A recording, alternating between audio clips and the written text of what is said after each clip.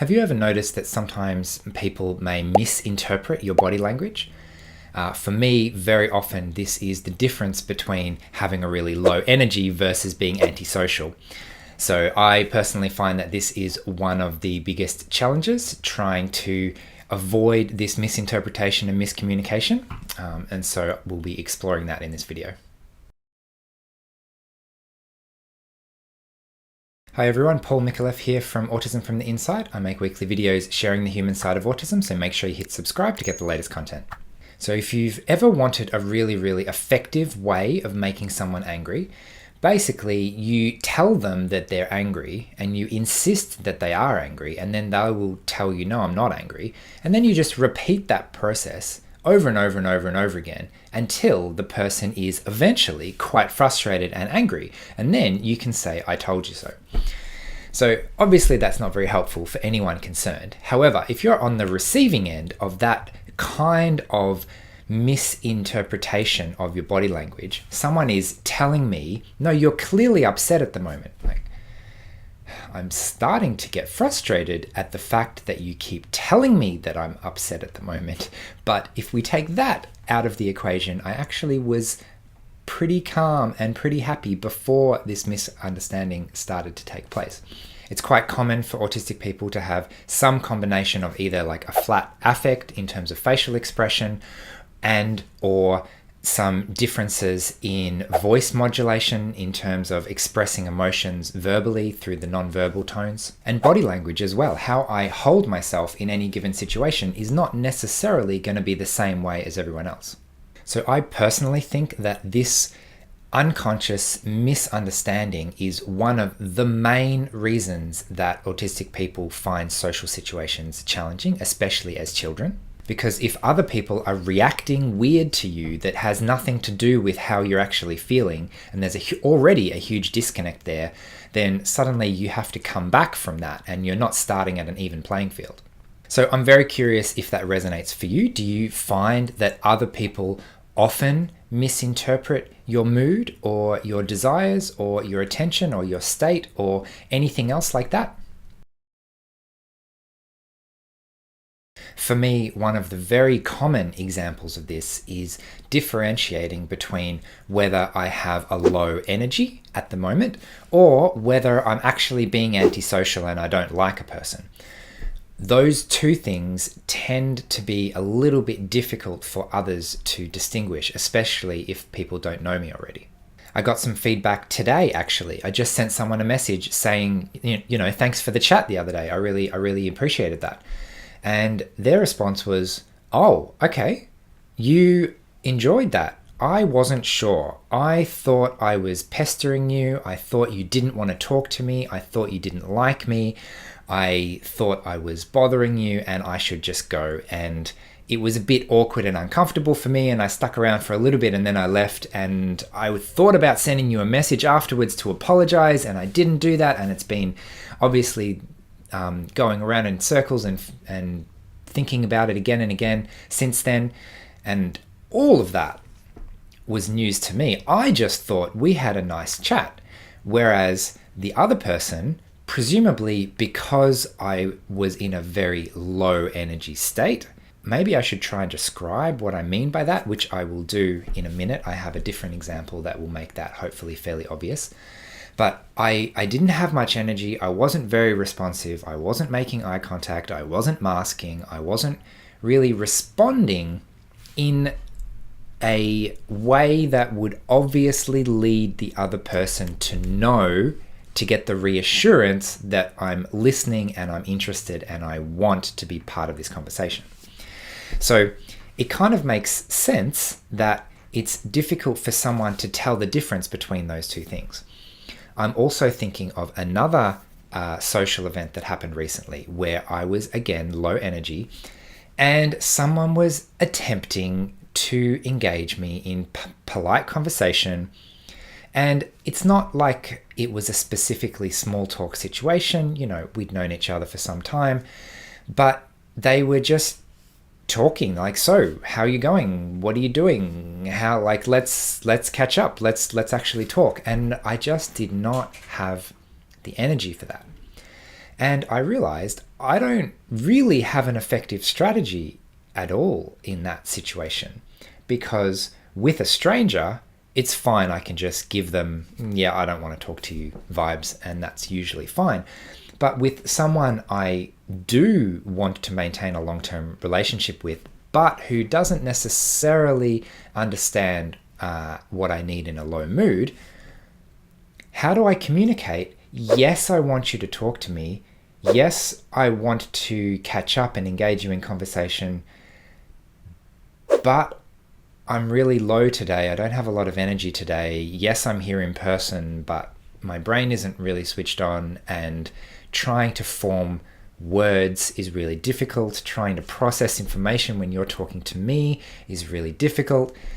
Maybe it's very likely actually that in another half an hour or so, I'll get a little bit more energy and we can talk, but for the moment, don't talk to me. That's not a very straightforward message to convey, and it is an almost impossible message to convey using only body language and nonverbal communication. So what I ended up doing instead is compensating with myself, and I don't know if you'd call it masking necessarily because it was a conscious choice, but I pushed myself to engage with the questions and have at least a little bit of a conversation, even though I didn't really feel like it. But I was aware that when I'm really slow to respond, when I'm like, oh, the person asked me a question, they can see that on my face. They can feel that.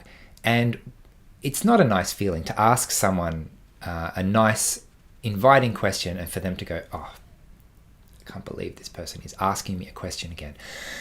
Okay, fine. Let's answer. So this is not so much of a problem with people I've already met and already know me, and we already have a relationship, because they know intellectually that I do like them and I do want to speak to them and I do want a relationship. Otherwise, I wouldn't be returning their calls, right? However, for people who don't know me that well, this is where trying to overcome this particular communication barrier is a lot more difficult. So let me give you an example of what I mean when I say I have low energy. And I recognize that that is the name that I've given it for myself. It's a really powerful emotional intelligence strategy to name your own emotional states, and that doesn't necessarily need to be a name that anyone else understands. However, for the purpose of this video, it would probably be helpful if you knew what I was talking about when I was referring to my own low energy state. Probably the best example is when I've just woken up from a power nap.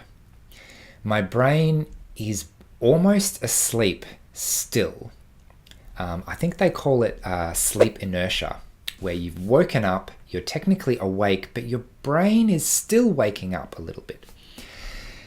In that state, I feel really calm, really empty, really relaxed. My brain is just off and I'm just sitting and listening to the world. And it's really nice and relaxing. And when something loud or a lot of information comes in, or when I try and deal with a lot of information in that time, that's just not a nice feeling. I like the calm, relaxed, serene feeling.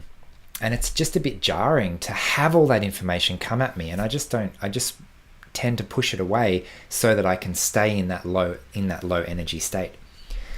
Similarly, with talking, I don't talk in that state because my brain is off. My brain is not forming words. There is no internal monologue that I can just pick out words from and start expressing them. So when someone does try to talk to me, nothing happens. I have to deliberately try to form the words, which takes effort and energy, which brings me out of that state. And so even when I have the energy, it's not that I'm tired. I've just had a power nap. I'm actually quite refreshed. I've got plenty of energy, but I enjoy being in that relaxed, low energy state, if you see the difference. It's also handy for me to distinguish, am I in a low energy state at the moment, or am I out of spoons at the moment, or am I depressed at the moment? Because those three things are quite different. When I'm out of spoons, what I need to do is rest.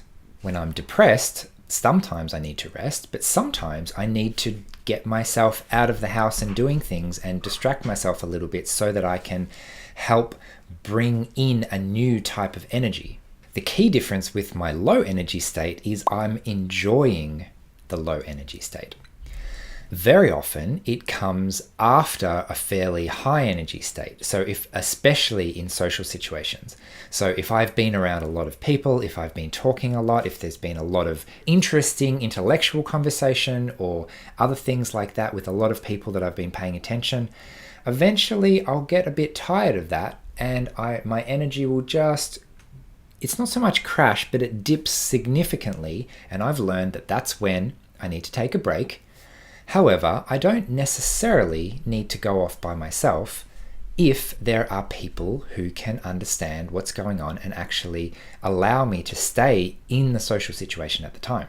With good friends or a nice situation, I might just close my eyes and start listening to the conversation instead of talking. And so I'm still part of it, I'm still listening, I'm still hearing it, but I'm not actively engaged anymore. I might rest my arm on my, I can't even find the words for that. Just resting my arm on the table and putting my head onto my arm. And that freaks people out sometimes. I wrote a blog article about a very upset friend of mine when I did that on a road trip that we had once. She was very upset and stormed out of the restaurant about how inappropriate I was being and how I should just go back to the hotel if I was so tired. I'm like, why would I go back to the hotel? I want to be with you guys. I was like half asleep on my arm at the time.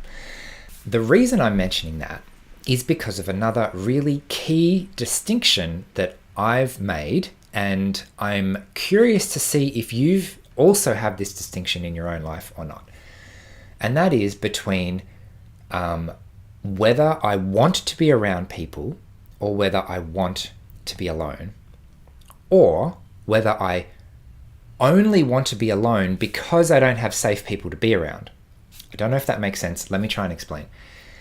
If my friends are helpful and accepting, and I can do those things to take a break while still being part of the situation, then it's actually really helpful for me to stay around people, because when I'm alone, I've got no stimulus whatsoever.